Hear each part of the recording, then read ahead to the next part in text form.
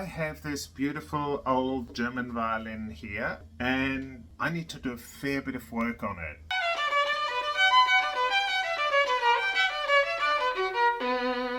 Firstly, I mean, it obviously needs a service, but there's a few other issues. So at some point, the neck has been lengthened. Actually, the proportion between the neck part and the body part isn't right. Like, it's called dementia, and the neck is actually too long now. It's dropped quite substantially, so I'll take the whole neck out, reset it, shorten it. So this little crack here is open, and I'll be repairing that as well, which means I'll be opening the top plate, but it'll actually make it a whole lot easier for me to do the work on the neck at the same time. I'll also give the whole instrument a service and really optimize it. The neck has been dropping quite fast, and it can be a bit of a problem. So this is an old German instrument, and you can see they bulge quite a lot here and there. And those instruments are actually prone to lose their neck action quite quickly, especially in the Australian climate. So it's really, the player's really excited about getting their instrument optimized again. While it's open, I'm going to check through. You can see there's a large number of cracks that have been repaired in the past. And I'm just going to check that they're all closed. And if they're not closed, I will glue them. There's a couple that haven't been all that well repaired. Like, there's a bit of stepping here. So I'll, the plan is to do everything, like to really optimize the instrument. Also, the fingerboard really needs planing. Also, this area here actually I'll need to work on that. The varnish is fully worn off, and there's a little bit of perspiration has soaked into here as well. But now I'd better just take it over to my studio and get started on it.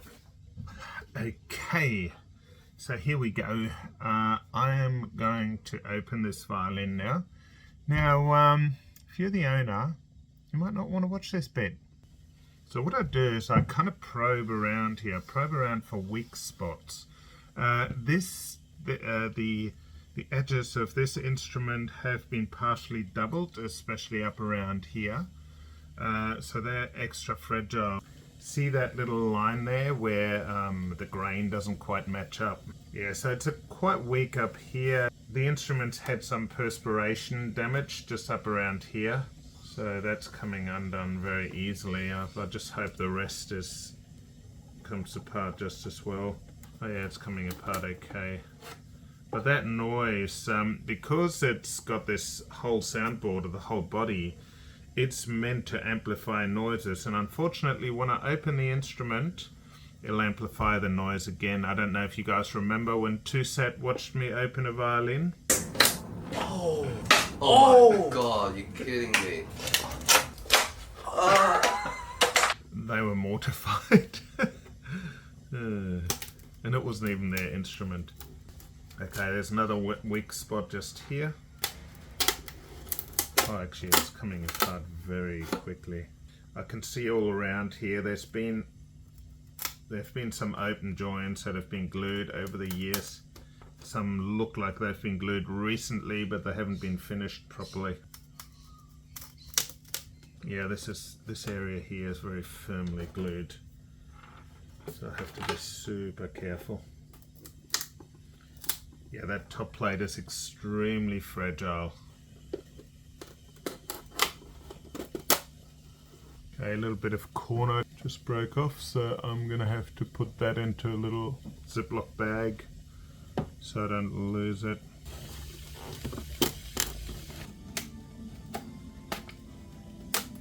Yeah, down around the bottom here can be quite tricky because quite often they glue it very strongly onto the bottom block. So I'm just pouring very tiny quantities of metho down there. That's methylated spirit that tends to just loosen the glue a little bit. Oh yeah, that came out in one pretty much one piece, so I'm going to put that in there as well. Don't want to lose that. Now I can attempt to take the top plate off the bottom block, which is always a tricky little venture. Yeah, the cracks down here are a bit loose still, unfortunately. Okay, well down the bottom here is loose. Now I've got to loosen off the top block. The top block seems to be coming off quite easily, which is probably the cause of the neck dropping so quickly. Yeah, that wasn't even attached up there. There we go. Okay, so you can see it's hollowed very deeply. I also think it's quite thin. I might just measure it. Not too bad, it's 2.5 millimeters, so that's fairly standard. You can also see the doubling here, you know what I was talking about, the doubling of the edges around here. There's also some doubling down here.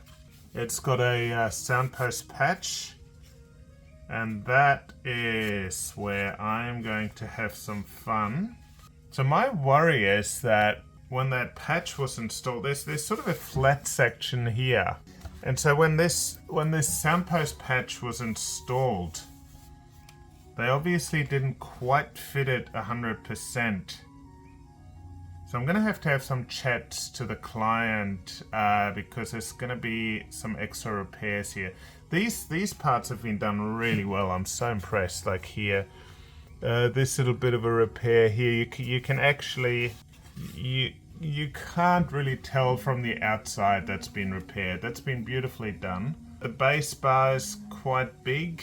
Okay, so some of the issues I can see are some of these cleats that have been put in here, because the grain is going this way and the grain in the top plate's going that way. When the grains in the top plate shrink, these quite long cleats won't shrink, so it could push the cracks apart. Got the issue with the soundpost patch here. It's rather large, and if you look, it doesn't seem to fit around the edges here, and then it's flattening out. It looks like it's flattening out the top plate a bit, so it doesn't have a fully even arching. It's got a flat spot right here, like right here. Also in this direction, it's actually sunk a little bit. I'll have to talk to the client because and see what we can do there. This area here has obviously been pressed into where the soundpost patch is, and so I have to do a fix there. I have to think about it, how to best do it. Yeah, that'll be interesting, so I'll have to find out what the story there is. Like, it's all holding, but it doesn't look very good. Yeah, and quite a few of these cracks aren't very firmly glued, so I'll have to redo some of those. I'm gonna call the client, and I'll do that tomorrow morning, and then I'll continue on with this repair. Alright, so I'm just going to check how many of these cracks actually need repairing. Kind of interesting. It looks like it was done fairly recently. They didn't really do that good a job at, so I'm just going to mark this off. So good.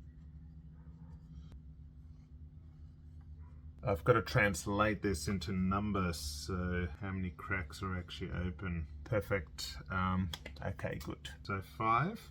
And then these long cleats here, I have to do something about them. If they're that long, you'd want the grain to be angled. That way it still supports these areas, but it doesn't put unnecessary strain on them when the weather changes. Yeah, and I've got to figure out a strategy for this little section up here, which is forming this crack, because that's the one thing that the owner is really kind of worried about. I'll probably have to do a counter mold to that area, because it's also really flattened. You can see it's actually quite flat. It's lost its shape. So yeah, that's going to be a tricky one. Anyway, I'm just about to call the client to kind of clarify that. Okay, so I just talked to the owner, and yeah, he wants everything working well. So I will continue. Alright, good morning. It is another morning on this old German violin repair. Got my coffee, so things are going okay. Things are going well. Life is good. It's a beautiful day outside. We're very lucky here. We get these beautiful clear winter skies and I can sit here in a t-shirt. So today there'll be very little gluing on this violin. There'll be mostly undoing. So I'm going through some of the cracks, so I have to very carefully remove some of these long cleats here. So I will thin them right out and then undo them. And also I'm going to soak some of the cracks that need undoing. So I'll try and sort of just maybe do 2 at a time. So I'll work my way from the right to the left.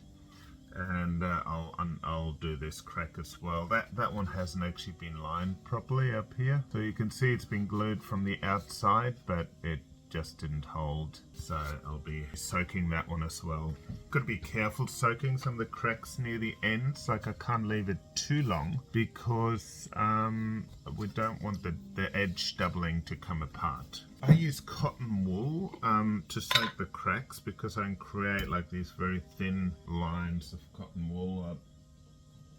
So what I do is to get the glue apart, I soak it in cold water followed by hot water. There we go. That's number 1. I probably only need to leave that for about 20 minutes. So I'm going to set myself a timer and then I can wash it off hot and it should come apart really nicely. I don't want to leave it longer. Like I said, I'm worried about the doubling opening up. Okay. And at the same time, I will do the crack down here, like this one here. Get my trusty cotton wool. Okay, so that just needs to just soak for 20 minutes. I'll put that aside. Okay. So the next thing I have to do is, like I said, the neck is too long here, so the mencha isn't quite right. The mencha is the relationship between the nut and the edge of the top plate and the edge of the top plate and the bridge, which you can't see right now. And that should be 2 parts to 3 parts. But I'm just noticing that the neck has only been fitted into the block, into the top block here very slightly, so it's only just fitted in. So I may be able to take it out and just fit it in a little bit deeper to just adjust that mencha rather than cutting something off the end here. So first thing I'll have to do is I'll have to very carefully try and take the neck out of the mortise, and that's really tricky. So first of all, I've just got to take the fingerboard off so that we can, oh, that looks firmly glued. I like to glue the fingerboards on not too strongly because, you know, they do need to be taken off sometimes, but this is very firmly glued by the looks of things. Fun times! Just probing. I'm trying to find a weak spot here, so you know I've got a place to start splitting from. But that has been well fitted and extremely firmly glued on, which is what you call a pain in the butt.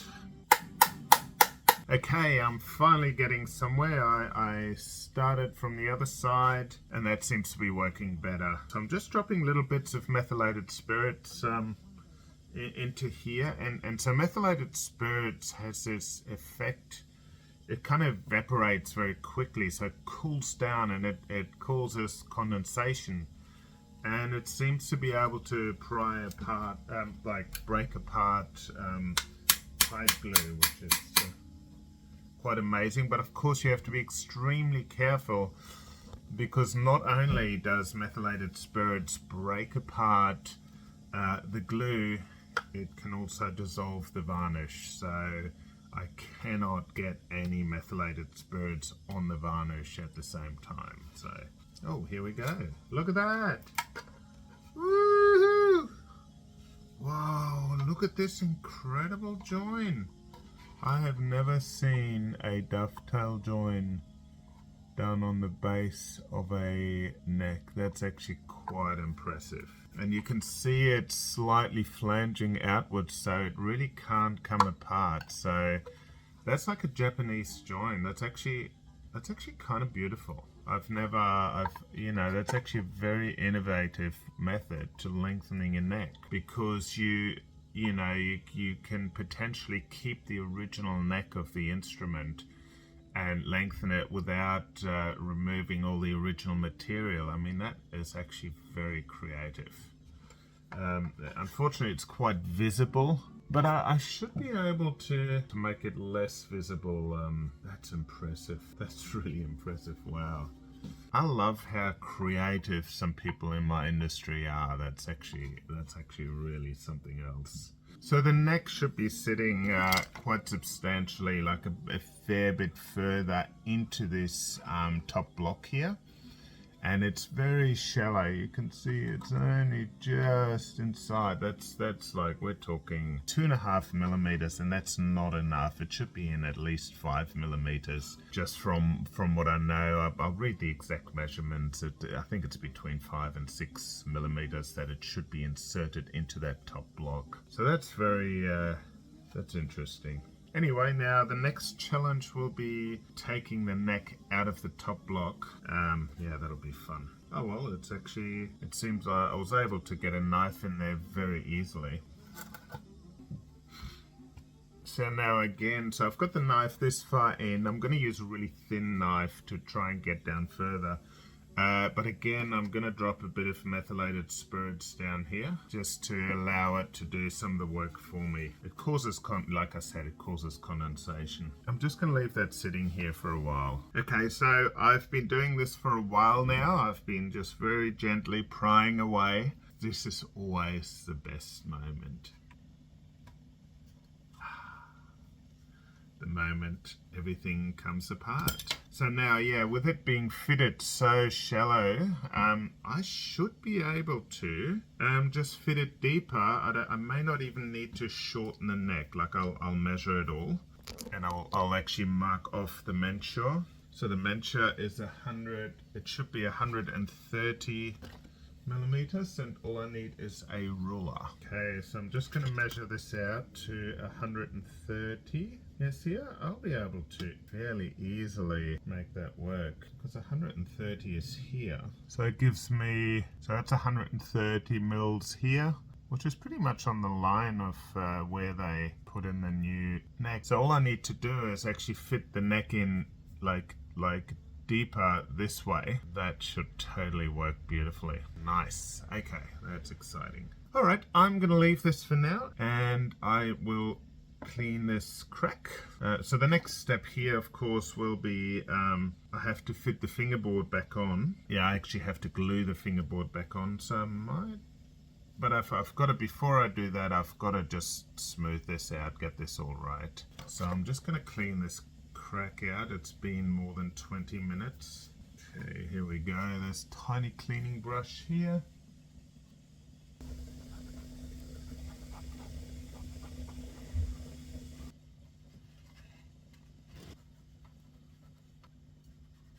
Okay, so that's a whole lot cleaner. I am going to clamp that together and let it dry. Alright, I'm going to let that dry and I'll do some more work later.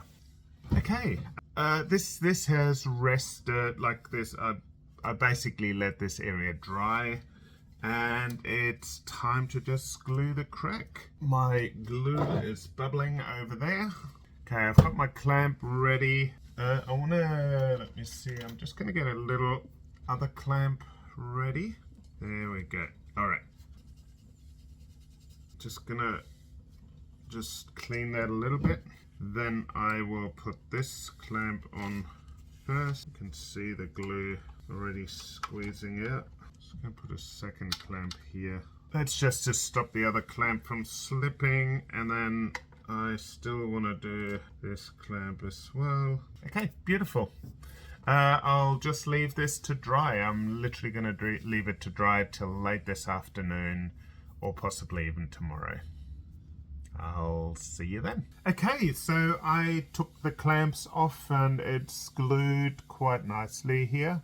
So what I have to do next, there's just a little crack here that's open, just here, and it's quite dark, so I'm going to pop a bit of peroxide in there to bleach out and clean it.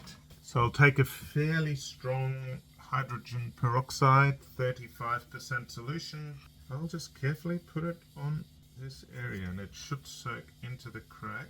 It'll interact with the dirt and kind of bleach the area and clean it. Okay, I've left that for a little while and that's actually soaking in nicely. You can actually see it doing its thing just in there. So that's actually reacting with the dirt. So I've waited 10 minutes and it's amazing. It's actually so much cleaner already. It's the same spot down here and it's way cleaner. I'm going to do a little bit more on that and then I'll let it dry and glue it. Yes, I've waited a while now and I'm just going to put a clamp on and let it dry. Okay, so here's my clamp and I just want to tighten this a little bit just to make sure. Yeah, I'll actually even put a little wedge in just to press it down, make sure this dries flush. There we go. I'm just going to let that dry and I'll be back later to glue it. Okay, good morning. It's the next day. This has had plenty of time to dry, so I'm just quickly going to glue that one crack. So I'm just going to rub a bit I've got my glue in the corner here, it's bubbling away. So I'm just rubbing the glue into that little open crack here. I cleaned it yesterday with peroxide. Just clean the glue off, put the clamp back on. It's already adjusted from yesterday. Okay, I'm just going to let that dry for most of the day. Okay, so I've been working on this violin a little bit, just trying to get all these cracks back like glued again. So I'm going to take this clamp off. Now I've got to think about which one of these reinforcements I'm going to get rid of so that they don't keep splitting the cracks open. Basically I've got to remove most of the cleats just down here and I'll be replacing them, even this one here. I'll replace all of them. And then I have to get into this area here to repair this this terribly warped crack.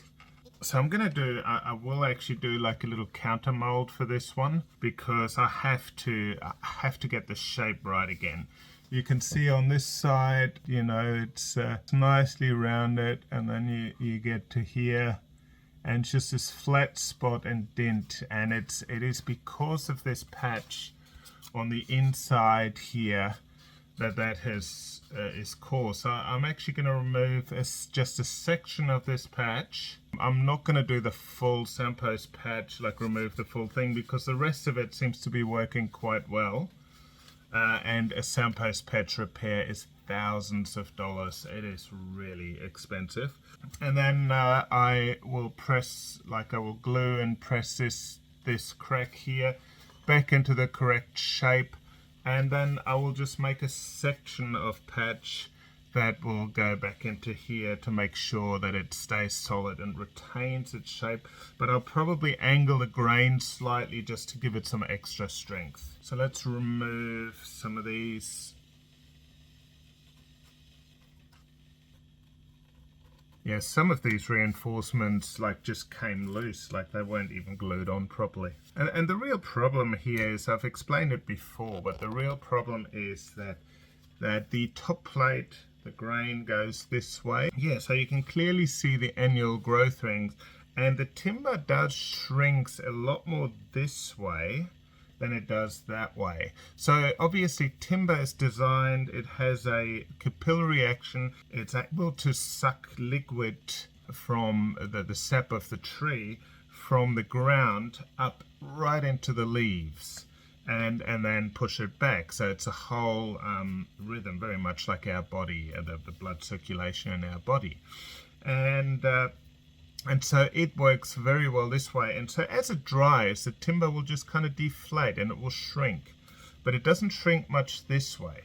So if, in this case, they have put these quite large reinforcements in here, but the grain and the reinforcements goes this way and it won't shrink much. So as the grain shrinks of the top plate, it's being held back by these large reinforcements. And so there's only one thing that can happen if it's being held back, and that's to create little cracks.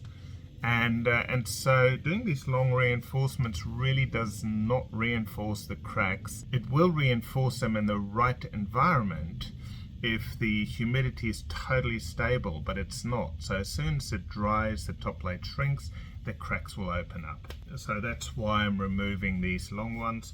I will replace them. You can actually replace them with long cleats that are that long, but the grain needs to be running at 45 degrees.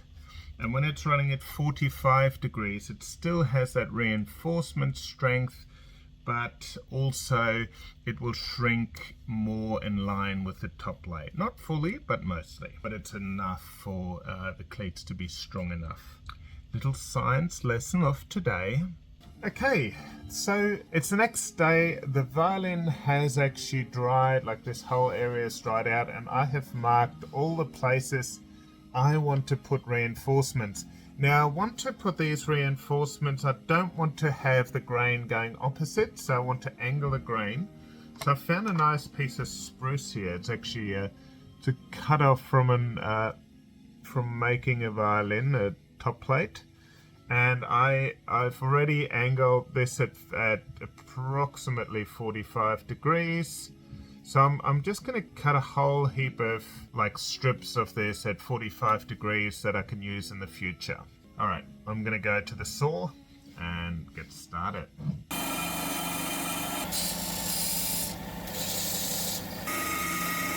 Okay, so I've made a whole line of these angled reinforcement, bits of timber for angled reinforcements. So now is the time to actually fit them and sort of work out the size.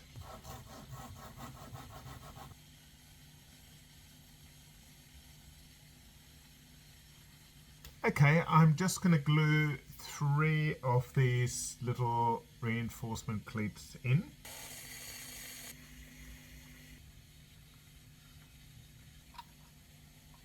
Now I'm going to fit more. I'm going to chalk fit some of these just to make sure I get them 100% right. Okay, so that fits well. Just going to clean this area and then I'll glue this one on. I will do exactly the same thing for all these other cleats. You don't need to watch all of it, and then tomorrow it'll be time to take them all off again and work them back. Hi guys! I am now back and back working on this German violin. Yeah, I want to finish a lot of it this week. I want to see if I can get it closed up this week. So my job now is basically to cut back all these reinforcement cleats here. So that's going to be a fair bit of work. So I'll just get into it. First I'm going to adjust the thickness and then I'll cut them to shape. So I'm thinning them out. I really want to make sure that they're not too heavy so they affect the tone of the instrument. Oopsie, so I got a little carried away on one of them and this one here, and it's actually it kind of broke a little bit and it's a little bit too thin, so I'm actually going to make a new one. That's alright though, no big deal. I just don't like compromising, so I'd rather do things properly. So if I do something wrong, I just do it again. Okay, so next I am going to actually shape them. So I've thicknessed them to the right thickness, and now I'm going to actually shape the cleats.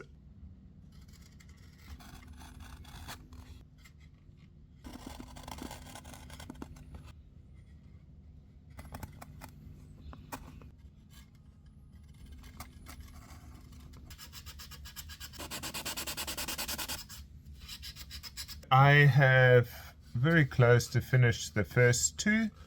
I just got to keep going and do the rest. I'm not going to share every single one, otherwise we will be here for hours. Now I have got my car bog or builder's bog, which is a car putty. I've got the hardener, and I am going to work on this little area here of the violin where previous repair had just totally flattened this area. So I'm going to first of all do a counter mold, and then I've got, like, there's a patch in here, so I'm going to cut part of this patch off. Then I'm going to glue this crack, re-glue this crack correctly. But first of all, I'm going to adapt the counter mold to really have the shape that I want this area to be. So yes, quite a bit to go, quite a bit to do, but it'll be very interesting. So here we go. So first step, I need to protect the instrument, and I'm going to do that with Glad Wrap, or a what is that called? Like, it's a food preservation kind of a wrap. So I'll just put that over the area. Then I'm going to mix up my filler and put it on this piece. I've got to get some clamps ready because I want to clamp it on. I grab these. Yeah. Let's get this filler happening. Exciting times. It's always a bit scary, but I think I'll be alright. I knew these Amazon packages were good for something.